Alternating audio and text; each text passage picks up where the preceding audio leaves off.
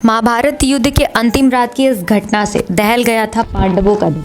महाभारत युद्ध का अंतिम 18वां दिन चल रहा था, जिसमें भीम ने गदा युद्ध में दुर्योधन की जांघें तोड़कर उसे मौत की नींद सुला दी थी। इस तरह भीम ने अपनी प्रतिज्ञा पूरी कर ली थी। इसी के साथ ही कौरवों के पूरे सेना की समस्त संतियाँ नष्ट हो चुकी थी। पांडव लोग भी युद्ध से बहुत ज़्यादा थक गए थे, लेकिन अपनी विजय पर खुश हो रहे थे। वे लोग कौरवों के शिविर में विश्राम के लिए रुक गए थे।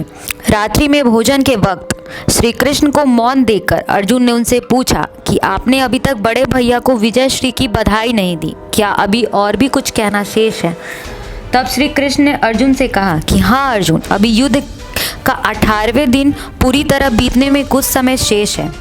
तब भीम ने तपाक से बोला, हमारे शत्रु कौरवों का मुखिया दुर्योधन तो उधर तालाब के किनारे आधे मुंह गिरा पड़ा है। इस पर श्री कृष्ण ने भीम से कहा, गदाधारी भीम, विजय की घोषणा तब तक ना करो जब तक धृतराज महाराज सिंहासन खाली नहीं कर देते। कृष्ण के ऐसा कहने पर अर्जुन ने उनसे ये पूछा कि तो क्या हम लोगों को अभी रात्रि के इसी वक्त हस्तिनापुर के लिए प्रस्थान करना होगा क्या?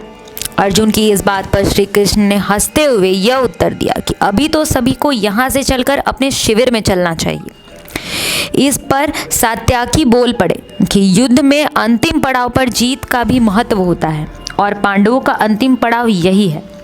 सात्याकी के एक शास्त्र सम्मत बात यह भी कही कि यदि बिना किसी निर्णय के पांडव यहाँ से लौट जाते हैं तो यह उनके लिए कदम पीछे हटा लेने जैसा होगा।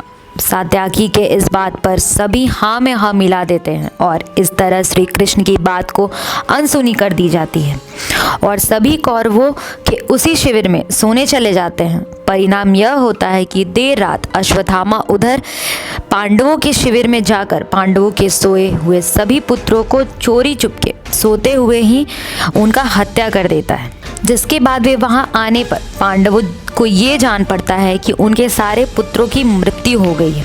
इस तरह धैर्य खोकर श्री कृष्ण की बात ना मानकर अपने शिविर में ना लौटना पांडवों के लिए उनके पुत्रों की मौत का कारण बन जाता है। अश्वत्थामा के किए गए इस कुकर्म से पांडवों का विचलित होने की इस कहानी को जानकर आपकी क्या प्रतिक्रिया है, ज़रूर बताइए।